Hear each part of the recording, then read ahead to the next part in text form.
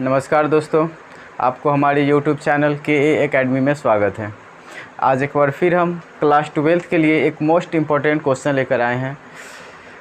Question क्या है कि एक समान चुंबकीय क्षेत्र में दोलनशील चुंबक का आवर्तकाल, यानी एक चुंबक है जो ऑस्किलेशन मोशन कर रहा है, दोलन कर रहा है और उसको एक समान चुंबकीय क्षेत्र में लटकाया गया है, तो उसका आवर्तकाल क्या होगा, उसी आवर्तकाल का फार्मूला हमको निकालना है। ठीक है, ये भी बहुत महत्वपूर्ण क्वेश्चन है मैग्नेट से आपके एग्ज़ाम के लिए। जो भी विद्यार्थी 2024 में एग्ज़ाम देना चाहते हैं उनके लिए बहुत ही उपयोगी ये क्वेश्चन होगा। ठीक है, तो चलिए बिना देरी किए इस क्वेश्चन को हम सॉल्व करते हैं। सबसे पहले हम क्या करेंगे, इस फिगर को देखकर कुछ को अपनी भाषा में थोड़ा सा लिख लेंगे। भाषा फिगर को देखकर ज़्यादा कुछ विशेष लिखने की ज़रूरत नहीं है। जैसे कि आप देख सकते हैं कि हमने ये लाइन खींची है जिसमें BH दिखाया है। BH मतलब होता है horizontal component of earth magnetic field, यानी पृथ्वी के चुंबकीय क्षेत्र का क्षैतिज घटक। और इसमें एक चुंबक को हम लटका दिए हैं, जिस चुंबक का चुंबकीय आघूर्ण M है। ठीक है, और इसकी ध्रुव P है, यानी ध्रुव प्राबल्य बोलेंगे वो P है। ठीक है, तो हम भाषा क्या लिखेंगे माना कि M चुंबकीय आघूर्ण, ठीक है, M चुंबकीय आघूर्ण वाले एक चुंबक को पृथ्वी के चुंबकीय क्षेत्र के क्षैतिज घटक BH में उसके गुरुत्व केंद्र से बांधकर मुक्त रूप से लटकाया गया है। ठीक है, क्या लिखेंगे, माना कि M चुंबकीय आघूर्ण का एक चुंबक पृथ्वी के चुंबकीय क्षेत्र के क्षैतिज घटक BH में, अगर आप पूरा नहीं लिखे तो डायरेक्ट भी लिख सकते हैं, माना कि M आघूर्ण का एक चुंबक BH क्षेत्र में उसके गुरुत्व केंद्र से बांधकर लटकाया गया है। ठीक है, जो साम्य अवस्था में पृथ्वी के चुंबकीय क्षेत्र की दिशा में होती है तथा वह क्षैतिज तल में घूमने के लिए स्वतंत्र होती है। मतलब पृथ्वी के चुंबकीय क्षेत्र इस प्रकार हो जाएगा नॉर्थ साइड में, और इसी को गुरुत्व केंद्र से बांधकर ऐसे चुंबक को लटकाया गया है। ठीक है, तो ये इस प्रकार क्षैतिज तल में मूव करने के लिए स्वतंत्र, इस प्रकार ये घूम सकता है। तो आपको पता है कि जब किसी भी चुंबक को हम पृथ्वी के चुंबकीय क्षेत्र में लटकाते हैं तो वह उत्तर दक्षिण दिशा में आके रुकता है, क्योंकि उत्तर दक्षिण दिशा में ही पृथ्वी की चुंबकीय क्षेत्र भी होती है। ठीक है, तो यह साम्य अवस्था में पृथ्वी की चुंबकीय क्षेत्र BH की दिशा में होता है। अब इसे हम थीटा कोण से विक्षेपित करते हैं। ठीक है, जैसे मान लीजिए कि ये एक मैग्नेट है और इसको पृथ्वी के चुंबकीय क्षेत्र में से लटका दिए, तो ये क्या रहेगा, पृथ्वी की चुंबकीय क्षेत्र की दिशा में रहना चाहेगा। इसको अगर हम थीटा कोण से विक्षेपित करेंगे तब कर देंगे और छोड़ देंगे, फिर पुनः ये धीरे धीरे पृथ्वी के चुंबकीय क्षेत्र में आ जाएगा। एकाएक करके छोड़ देंगे तो ये आगे पीछे होते होते पुनः फिर पृथ्वी के चुंबकीय क्षेत्र की दिशा में आ जाएगा। तो जब इसको एक विक्षेपित करके छोड़ेंगे तो ये आगे पीछे ऐसे मूव करेगा, तो ये दोलन करना शुरू कर देगा, और यही दोलन का हमें आवर्तकाल यहाँ पे निकालना है। ठीक है, तो थोड़ा सा हम भाषा क्या लिखेंगे कि माना कि M चुंबकीय आघूर्ण वाले चुंबक को पृथ्वी के चुंबकीय क्षेत्र BH लिख सकते हैं कि दिशा में मुक्त रूप से उसके गुरुत्व केंद्र से बांध के लटकाया गया है, जो साम्य अवस्था में पृथ्वी के चुंबकीय क्षेत्र की दिशा में होती है। इसे थीटा कोण से विक्षेपित करने पर इस पर बल आघूर्ण कार्य करने लगता है, यानी टॉर्क इस पे कार्य करने लगता है। तो बल आघूर्ण टॉर्क का वैल्यू क्या हो जाएगा, M BH साइन थीटा।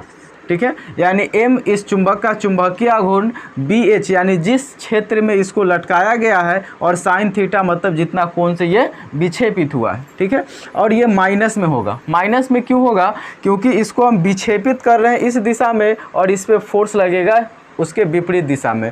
मतलब अगर हम इसको इस दिशा में विक्षेपित कर रहे हैं तो फोर्स लगेगा ऊपर ये BH की दिशा में। हमेशा ये चुंबकीय क्षेत्र की दिशा में रहने की कोशिश करेगा और हम उसके अपोजिट डायरेक्शन में फोर्स लगाएंगे, इसलिए टॉर्क का वैल्यू जो होगा -M BH साइन थीटा।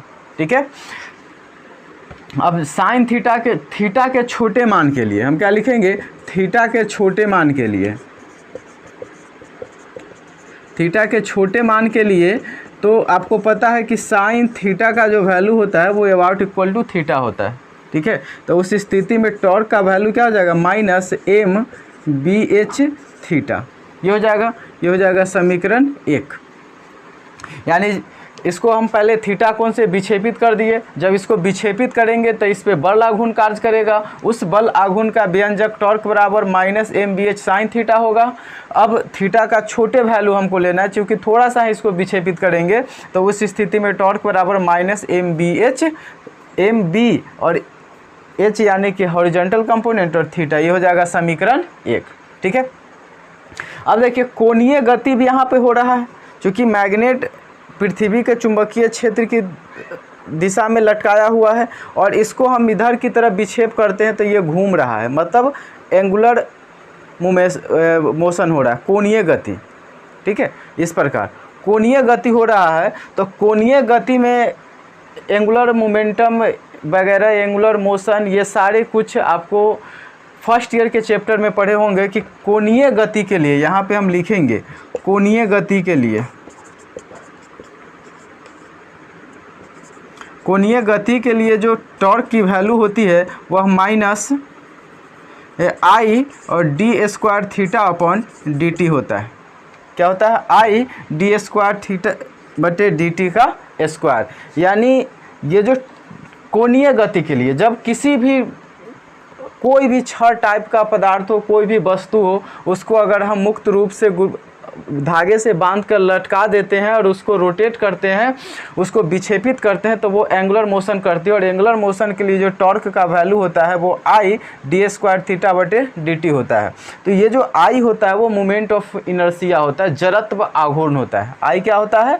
जड़त्व आघूर्ण होता है। और ये d2 थीटा बटे dt स्क्वायर होता है, यह कोणीय त्वरण होता है। चूँकि थीटा हो गया कोणीय विस्थापन, कोणीय विस्थापन को हम टाइम के रूप में डिफरेंशिएशन करेंगे, यानी उसका टाइम ये रेट ऑफ चेंज निकालेंगे तो हमको कोणीय वेग मिलेगा, फिर उसको पुनः डिफरेंशिएशन करेंगे तो हमको कोणीय त्वरण मिल जाएगा। तो ये है जड़त्व आघूर्ण और ये क्या चीज़ है? ये है कोणीय त्वरण। आप चाहे तो साइड में इस चीज़ को लिख सकते हैं, जहाँ I जड़त्व आघूर्ण है, मोमेंट ऑफ इनर्शिया है, और d2 थीटा बटे dt स्क्वायर कोणीय त्वरण है। ठीक है, तो ये हो जाएगा समीकरण 2। अब समीकरण 1 और 2 से देख सकते हैं दोनों का लेफ्ट हैंड साइड बराबर है, तो हम राइट हैंड साइड भी बराबर लिख सकते हैं। I d2 थीटा बटे dt स्क्वायर बराबर माइनस में MBH इंटू थीटा। अब ये I इधर गुना में इधर आएगा तो भाग में, तो d2 थीटा बटे dt स्क्वायर बराबर minus MBH theta upon I। ठीक है। अब कोई भी छड़ चुंबक रहे या फिर कोई भी छड़ को अगर हम मुक्त रूप से लटका देते हैं तो उसके लिए मोमेंट ऑफ इनर्शिया, जैसे मैग्नेट की अगर बात हो रही है तो मैग्नेट के लिए m कांस्टेंट है। इस मैग्नेट का m नहीं बदलेगा इस अवस्था में। इसकी लंबाई निश्चित है, इसकी मोटाई निश्चित है, इसका ध्रुव निश्चित है, इसलिए इसका जड़त्व आघूर्ण भी नहीं बदलेगा। पृथ्वी के चुंबकीय क्षेत्र निश्चित है, BH भी नहीं बदलेगा। अब उसको हम जितना रोटेट करेंगे उतना एंगल बदलेगा। तो M भी कांस्टेंट, BH भी कांस्टेंट और I भी कांस्टेंट। मतलब यहाँ पर इस प्रॉपर थ्योरी के लिए, इस प्रॉपर चित्र के लिए M, BH और I क्या हो जाएगा? कांस्टेंट हो जाएगा। और जब सब कांस्टेंट हो जाएगा तो उस अवस्था में हमको क्या मिल रहा है? d2 थीटा बटे dt स्क्वायर समानुपाती, चूँकि ये सब कांस्टेंट हो जाएगा, माइनस के थीटा। ठीक है, यानी क्या हो गया? ये कोणीय त्वरण और समानुपाती माइनस में कोणीय विस्थापन।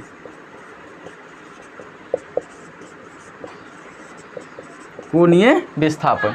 अब देखिए ये जो कोणीय त्वरण है कोणीय विस्थापन के समानुपाती होता है माइनस में, और ये जो इक्वेशन है ये इक्वेशन होता है सरल आवर्त गति का, SHM का। और SHM भी सिंपल हार्मोनिक मोशन आप फर्स्ट ईयर में पढ़े होंगे। ठीक है, यानी जब भी कोणीय त्वरण कोणीय विस्थापन के समानुपाती होता है तो वह सरल आवर्त गति करता है। यानी जब हम एक चुंबक को लटका कर छोड़ देते हैं और उसको विक्षेपित थोड़ा सा कर देते हैं तो वह सिंपल हार्मोनिक मोशन करने लगता है। ये समीकरण से हमें प्रतीत होता है। तो सरल आवर्त गति से, अब यहाँ पर लिखेंगे सरल आवर्त गति से, ये चीज़ हम लिख सकते हैं। यह कोणीय ये सरल आवर्त गति को दर्शाता है। अतः सरल आवर्त गति से तो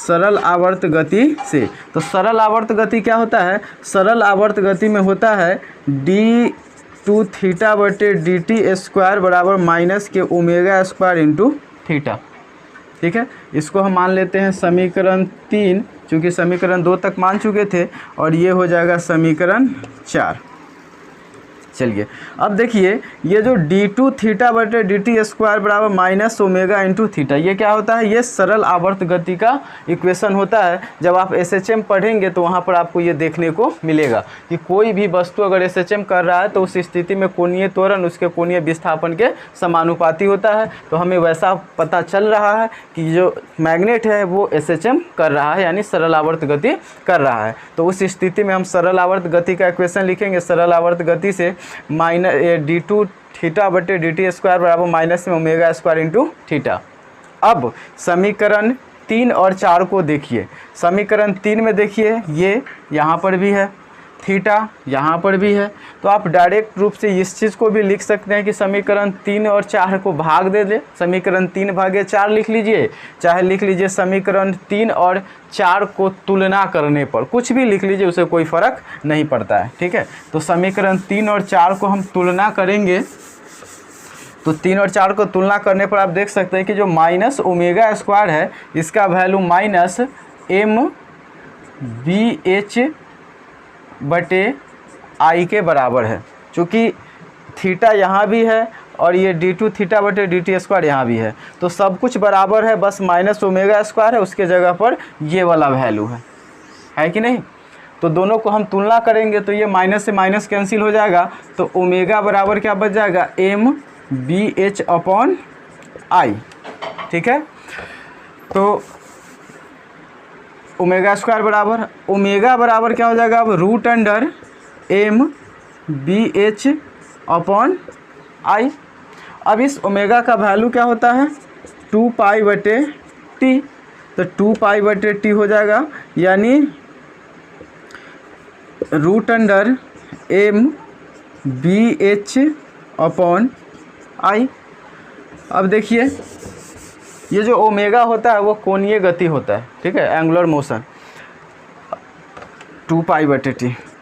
अब इसको हम उलट देंगे तो क्या हो जाएगा? t बटे 2 पाई बराबर, तो इधर भी उलट जाएगा, यानी रूट अंडर I बटे m और BH। अब ये 2 पाई यहाँ है, वो यहाँ चला गया, क्रॉस मल्टीप्लाई होगा, तो t बराबर हो जाएगा 2 पाई रूट अंडर I बटे m BH। ये हो गया हमारा आवर्तकाल, जहाँ पर टाइम पीरियड जड़त्व आघूर्ण के समानुपाती होता।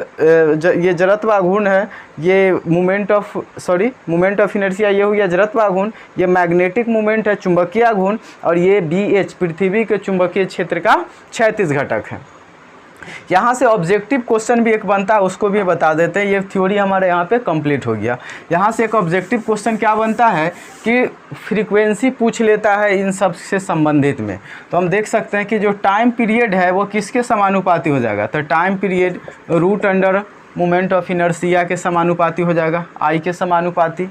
टाइम पीरियड किसके समानुपाती हो जाएगा? तो 1 बटे रूट अंडर एम के समानुपाती हो जाएगा।